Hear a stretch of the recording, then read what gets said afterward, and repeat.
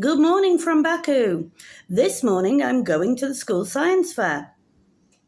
Why am I going to the school science fair? Because Nadia wants to go to the school science fair.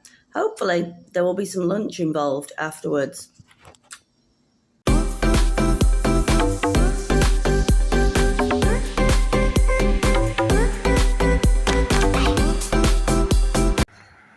Look at that, 6:40 a.m.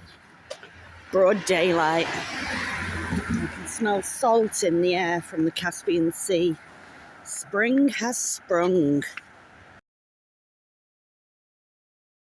You know, half an hour ago it was blazing sunshine and about 17 degrees, and now, where on earth has my city gone?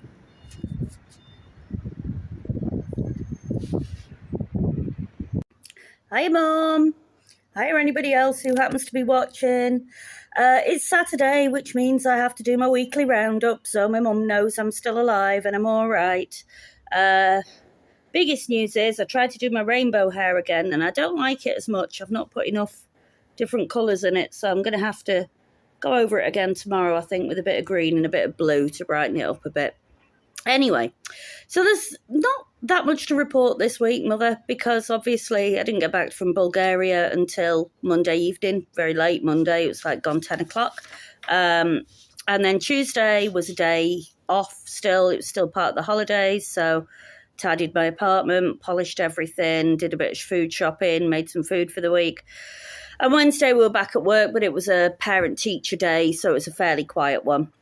And then Thursday and Friday we were teaching.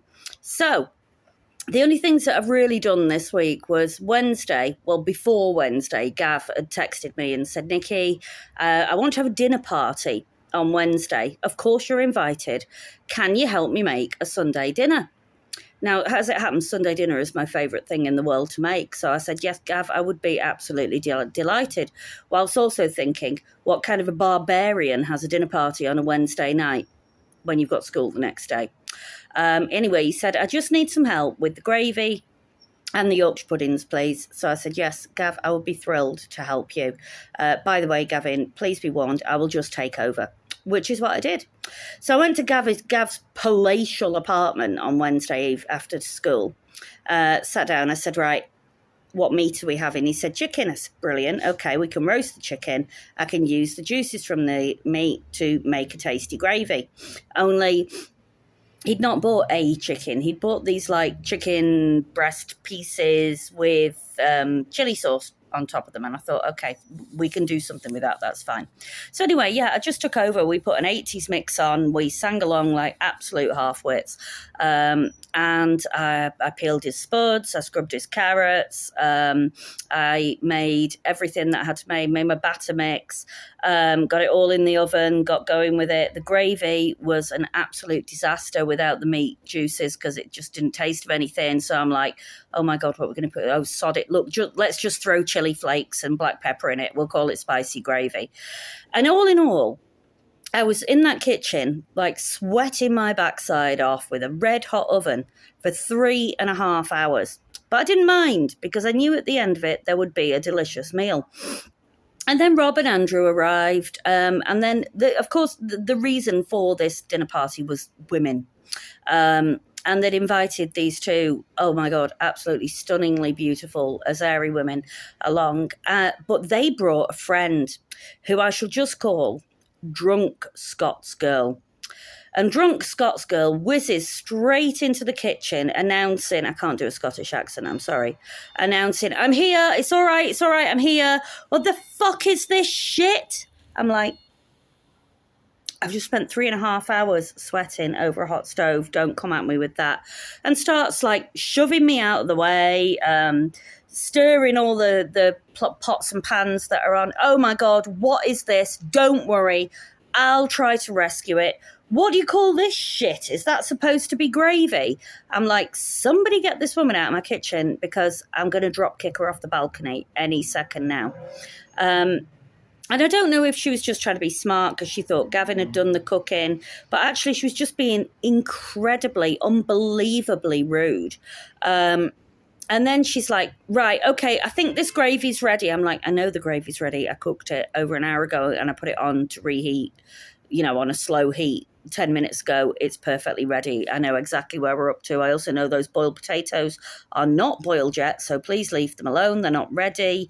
And I also know what's in the oven, which is roasties and roast veg and Yorkshire puddings, and you don't, so back away from my stove. And she's going, where's your gravy jug? Where's your gravy jug? I'm not kidding. I very nearly said, in England, where's yours? Why on earth would anyone in Azerbaijan have a flaming gravy jug? So I said, we haven't got one. Gavin, where's your gravy jug?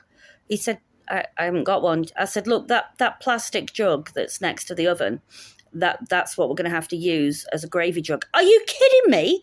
Oh my God, she says. And she starts pouring the gravy from the pan into this gravy jug. While she's pouring it, one of her friends says, drunk Scots girl, let's get a selfie. And she turns around, still with the pan in her hand, upside down, and just goes, oh, we're having a picture, and proceeds to pour red hot gravy all over the floor, all over the kitchen counters. I'm like, could somebody just move this woman so I can get the food out of the oven? Anyway, eventually she disappeared into the front room. So I got everything out, got it all served into dishes, shouted, right, it's ready, come and get yours. And in the meantime, apparently she's said to Gavin that he's an old man. And he's just turned around being Gav and gone, you know what, I didn't invite you here. I don't know who you are. You're being incredibly rude. Just get out of my apartment. At which point she finally apologized for her poor behavior, but her friends sent her home anyway. And then her friends are being really nice to me, saying, are you not coming to eat with us? And I'm saying, no. I've spent hours in the kitchen. I've got all hot and bothered. I'm really not interested. I'm just going to have a couple of roast potatoes and go home. And Rob's pouring wine into my glass, going, just drink that. Don't kick anyone, please. So yeah, I went home by 8:00. So that was a really weird experience. And then apart from that, I haven't done a lot really. I taught Thursday, Friday. My ankle's still quite sore because I did too much on it last week.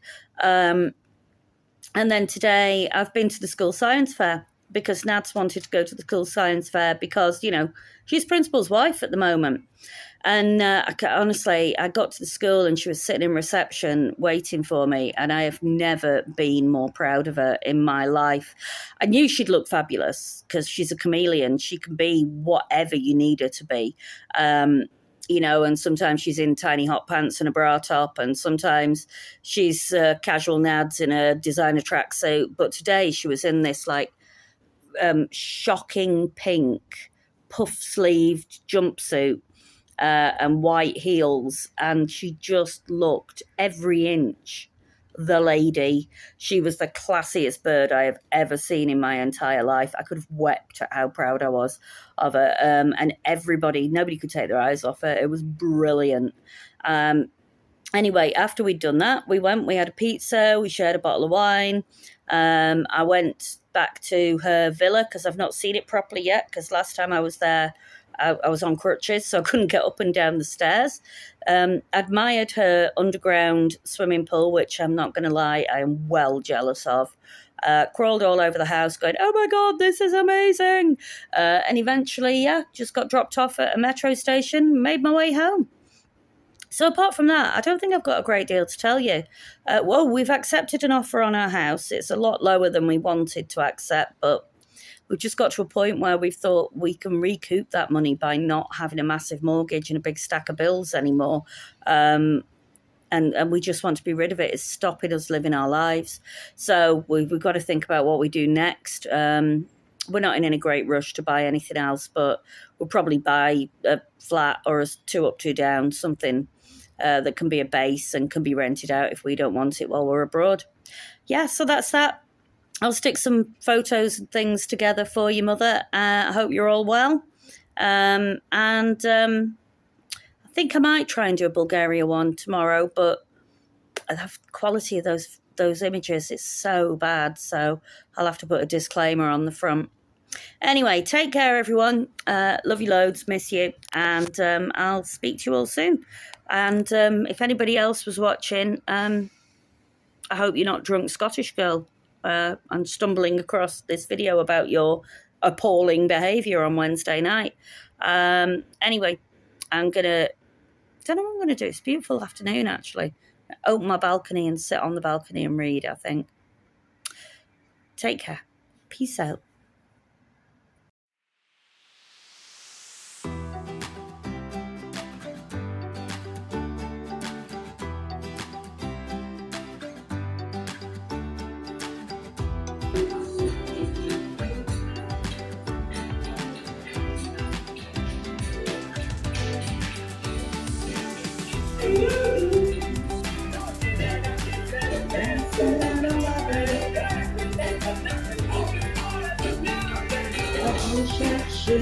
And everybody's spinning around and around and around and around. And everybody's moving, everybody's grooving, baby.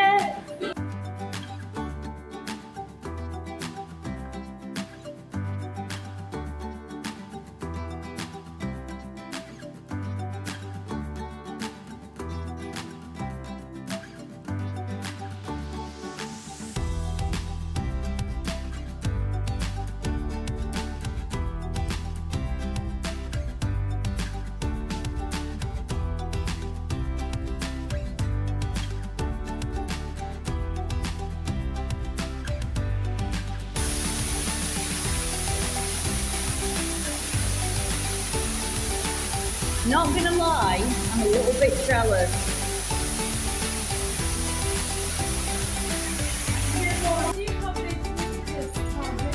Uh-huh. It's a great villa though.